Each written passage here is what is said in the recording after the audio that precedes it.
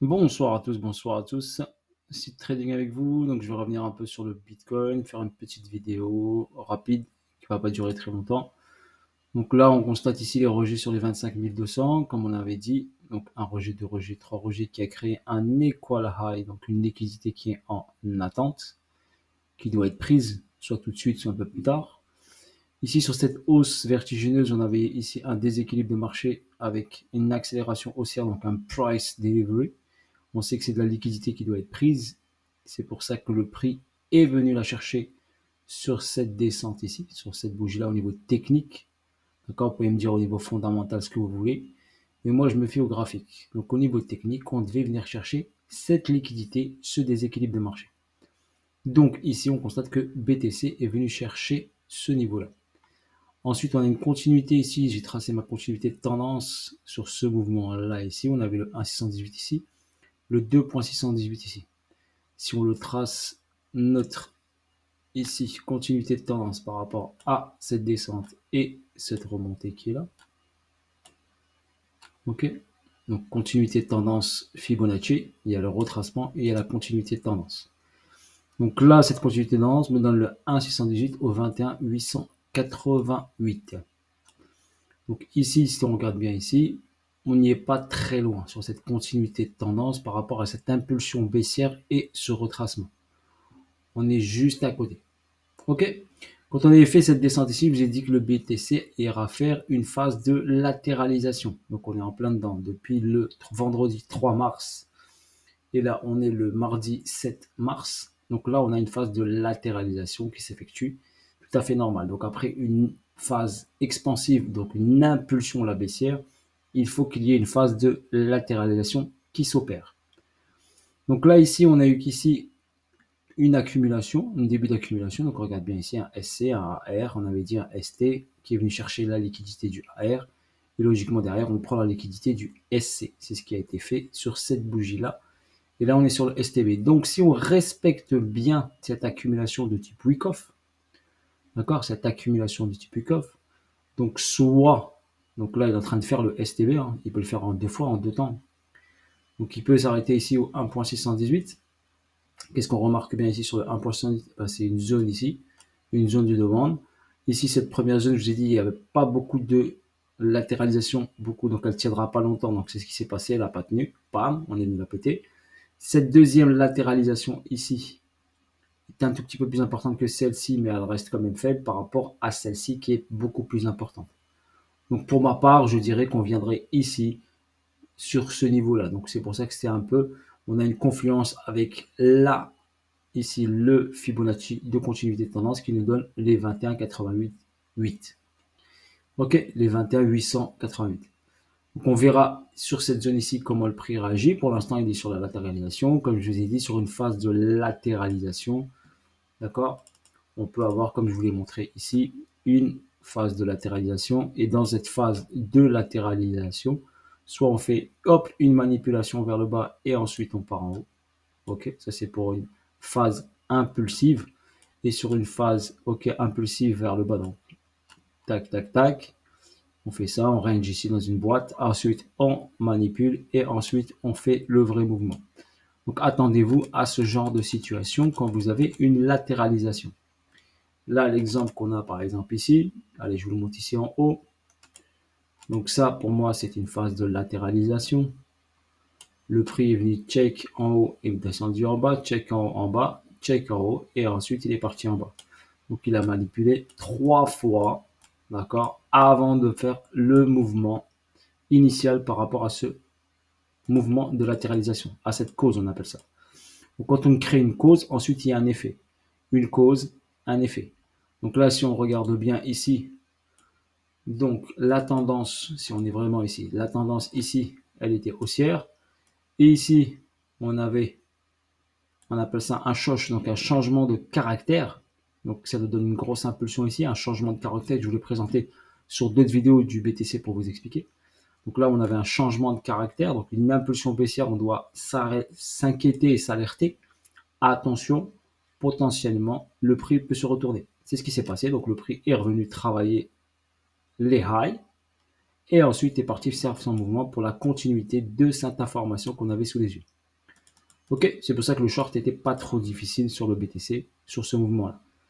Donc ensuite, quand on a fait ici cette impulsion en A, B et C, on est venu ici à nouveau latéraliser, travailler cette phase de latéralisation, hop, une prise vers le haut sur 2 temps, et ensuite continuité de la tendance, parce qu'on avait une tendance baissière. Donc on est parti chercher le target de la tendance baissière. Donc quand on effectue ici une impulsion, un retracement et une accélération baissière, il y a toujours un target. Donc là, par exemple, en utilisant le Fibonacci de continuité de tendance, on sait qu'on a ce target potentiellement à aller chercher. On sait également, on a une autre information, que ici, on avait un déséquilibre de marché. Le graphique vous donne des informations, donc n'hésitez pas à checker ces informations. Vous saviez aussi que la ligne des 25 000 dollars est une résistance très importante. Donc pour la percer, on ne va pas la percer dès que le prix arrive vers cette zone, la percer d'un coup. Vous avez déjà cette information-là. Donc à vous de gérer les informations. Le graphique vous donne les infos. Il faut juste savoir les interpréter et les lire. Là, c'est une information. Donc là, ici, c'est quoi? C'est le même principe qu'ici. Donc là, vous le voyez ici. Donc là, ce qu'on a eu, cette descente ici, il y a un déséquilibre de marché. Donc l'information que le marché nous donne, regardez, ici, il y a un déséquilibre. Donc le prix va venir combler ce déséquilibre. Donc il peut revenir ici déjà. Première étape. Et on sait qu'en plus, en schématique Wyckoff, qu'un STB revient retester cette zone.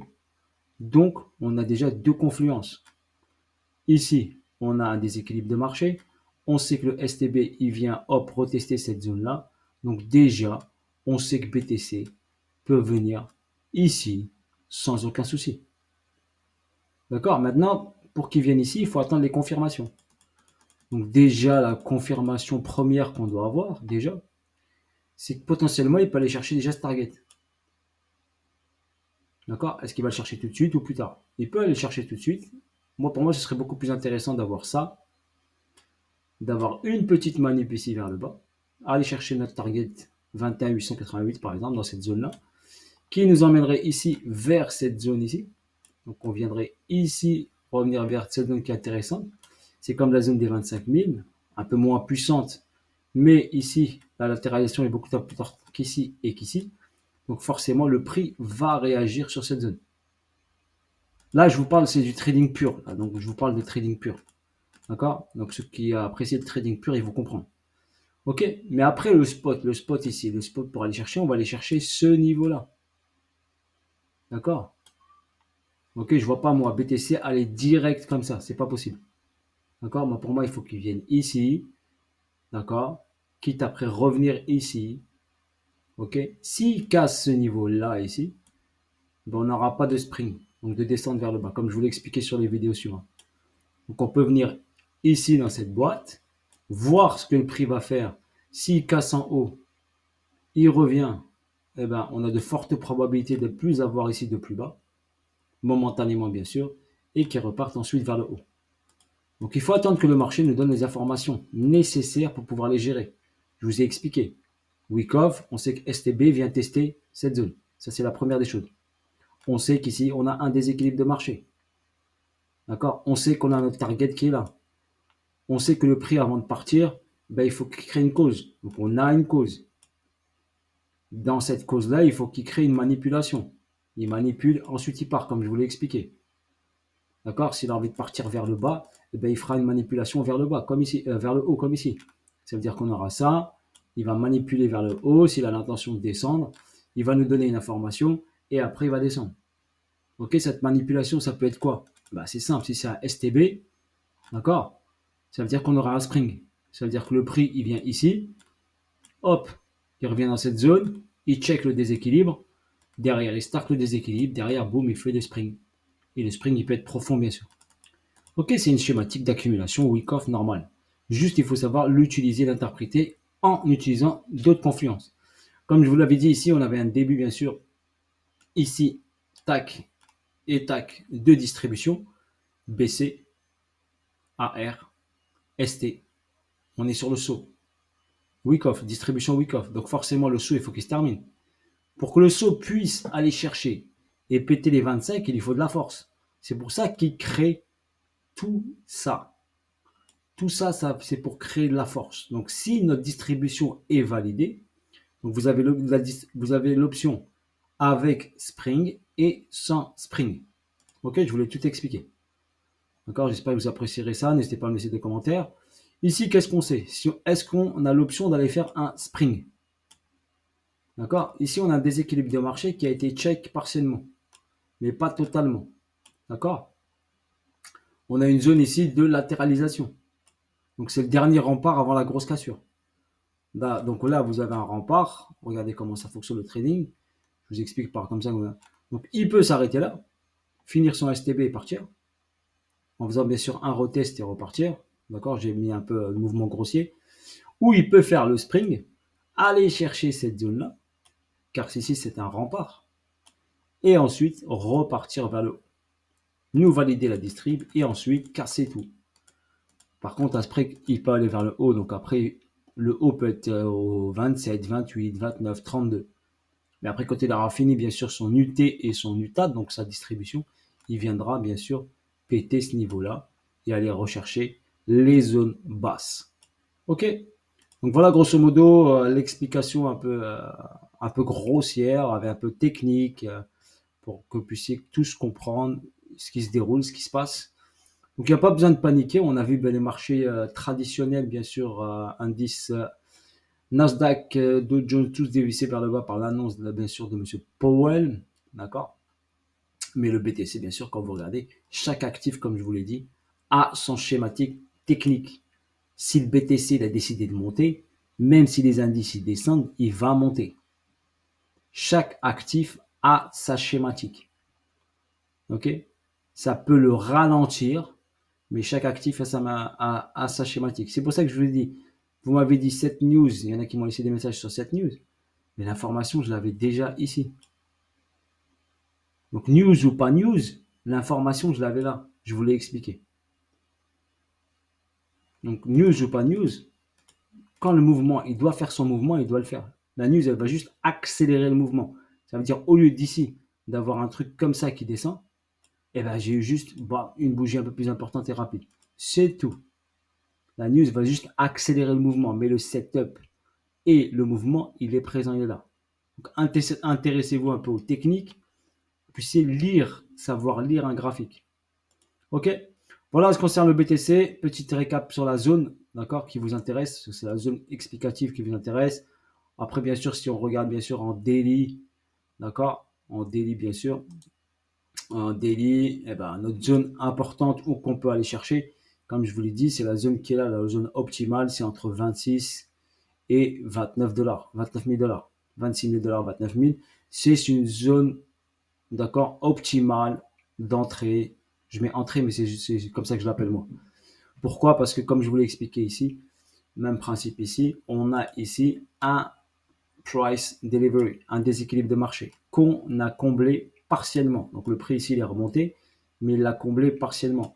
Il y a tout ça qui en attend. Donc on peut revenir ici dans cette boîte là qui est située entre les 26 600 on va dire et 32 000. D'accord. Donc step by step, ne vous inquiétez pas, on panique pas, tout ça. Ok. Ici, avant de chuter, bien sûr, avant de dévisser le BTC, bah, il a des trucs à faire en haut ici. Hein. Et toute cette partie-là, il faut qu'il travaille. Hein. Ok. Il y a tout ça à, s'il veut chuter, il y a tout ça à fermer, et tout ça, il y a plein de choses à établir avant d'effectuer cette descente. On n'oublie pas aussi ici qu'on a un déséquilibre de marché sur ce niveau-là. Ok. Donc si BTC décide d'aller chercher cette zone-là sur le spring, par exemple, il a envie d'avoir plus de force pour aller chercher beaucoup plus haut, il peut venir chercher ça. Hein. Faut pas se leurrer. Il peut venir chercher ça, checker ça, revenir sur cette zone ici d'accumulation. Comme je vous l'ai expliqué, il y a trois remparts. Premier rempart, deuxième rempart et celui-là en bas. D'accord. Donc, step by step, faut attendre que le prix nous montre ce qu'il a envie de faire. C'est question de force, question de liquidité. S'il n'y a pas assez de liquidité ici, s'il juge qu'il n'a pas assez de liquidité pour monter, d'accord, il va aller chercher ce qui est ici. Donc, il faut le garder en tête. D'accord? Ne pas être têtu, borné, se dire, ouais, c'est le niveau des 20 000, hop, à 20 000, on casse l'ancien ATH. Non, le trading, c'est pas comme ça. C'est pas comme ça que ça marche. D'accord? C'est question de force. Si demain, vous voyez des volumes énormes, monstrueux d'achats, ok, qui vont pousser le prix vers le haut et on veut pas que le BTC descende en dessous des 20 000 dollars ou des 21 000 dollars, eh ben, il va aller en haut. D'accord? C'est question de force. C'est pas nous, petits porteurs, qui allons influencer sur un mouvement comme ça. D'accord? Nous, on ne peut pas faire ce mouvement comme ça. On ne peut pas influencer ce mouvement. On n'a pas assez de liquidité pour influencer et donner un mouvement aussi important que celui-ci. D'accord? Ça, c'est des grosses institutions, des gros porteurs qui rentrent en une fois et qui donnent ça. Et qui donnent une bougie de volume assez importante. Donc, quand vous voyez les volumes de bougies, n'hésitez pas à checker les volumes. Si les volumes ici, on remarque bien ici, on a des volumes quand même qui sont ici un peu en hausse. Ici, on a un petit ralentissement derrière, mais on a quand même un volume qui est un peu en hausse. Ok, c'est pas exceptionnel, hein, mais c'est un peu en hausse quand même. Après, on a un ralentissement. Pourquoi le prix chute? Parce qu'on a un ralentissement du volume. Donc le prix ici n'est pas soutenu, donc c'est la loi de l'offre et la demande. Le prix n'est pas assez soutenu pour continuer tout de suite sa hausse. Donc il est obligé de retracer pour provoquer un achat. D'accord? Donc c'est question d'offre et de demande. Donc au niveau de l'offre et de la demande, c'est comme ça que fonctionne le marché. Donc il faut patienter, observer ce qui se déroule, ce qui se passe. Et je vous ai décortiqué l'explication. Et vous inquiétez pas, le marché vous donne les informations nécessaires. Ok, et là, la petite baisse qu'on a eue ici, ne pas paniquer, ça, c'est rien du tout par rapport à ce qui s'est passé sur les indices et sur le gold, par exemple. D'accord, par rapport à ce mouvement-là. D'accord? Il n'y a pas de panique sur le BTC pour l'instant. Ok, il fait son petit chemin, il fait son chemin et il latéralise, il travaille et il crée sa cause. Cause, ensuite, il y aura l'effet. Ok? Bonne soirée à vous tous. Je vous dis à bientôt pour de nouvelles vidéos, de nouvelles aventures. N'hésitez pas à me laisser des commentaires.